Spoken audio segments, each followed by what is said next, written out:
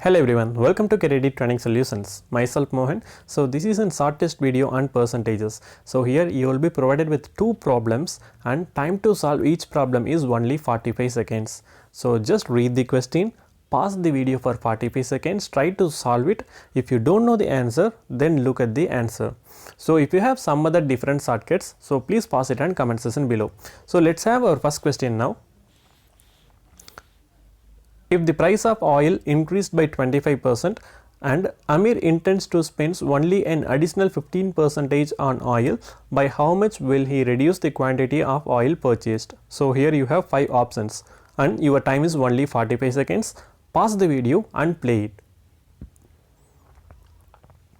Hope you got the answer. So if answer is 8%, then you are correct. Okay, now I try to answer the question using my shortcuts. So if your shortcut is different, so please pause it and comment section below. Okay, if the price of oil increased by 25% and Amir intends to spend only an additional 15% on oil. Now initially oil is 100%, right? So price is always initially 100%. Now imagine Amir spends 100% of money to purchase 100 milli of oil.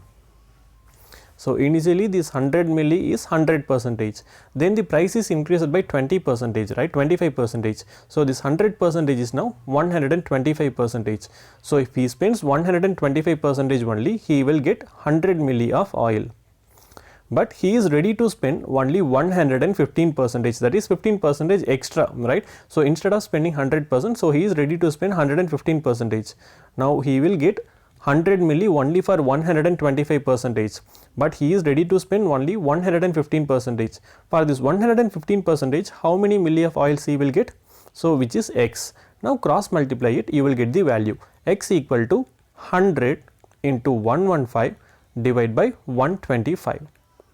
So 4 times, 5 times and 2 times, 3 times. So 4 into 23, you get 92 milli only. Now our question is, by how much will he reduce the quantity of oil purchased? So initially he got 100 milli, now he is getting only 92 milli. So he reduced 8 milli of consumption. So we can say 8% is reduced. So answer for this question is option 5, that is 8%. Hope you understood the problem, right? Now let's have our second question. Janu got 30% of the maximum marks in the examination and failed by 10 marks. However, Banu, who took the same examination, got 40% of the total marks and got 15 marks more than the passing marks. What were the passing marks in the examinations? And you have 5 options and your time starts now. Pause the video for 45 seconds and come up with the answer. Hope you got the answer. If your answer is 85, then you are correct. Okay, since we don't know what is the maximum mark, we can keep the maximum mark as m. Now Janu got 30% of the maximum mark in the examination and failed by 10 marks. So Janu is getting only 30% of the passing marks. So 30% of passing mark means, maximum mark means 30 by 100 into maximum marks.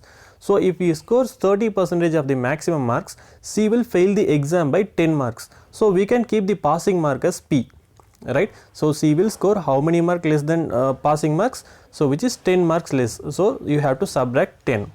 Now, however, Banu, who took the same examination, got 40% of the total marks and got 15 marks more than the passing marks. So Banu got 40% of maximum marks, right? So 40% of maximum marks, and she is getting how many marks extra? P plus 15, right? So she is getting 15 mark extra of passing marks. Now we have to find exactly the passing mark of the examination. Now you can you can take this 10 to left hand side and 15 to left hand side. So you will get P equal to 30 by 100 into m plus 10. So let me write it for you. So 30 by 100 into m plus 10 equal to P. So here also you get 40 by 100 into m minus 15 equal to P. So you can equate P equal to P, right? So equal to 40 by 100 into m minus 15. So just simplify it, you will get the maximum marks of the examination.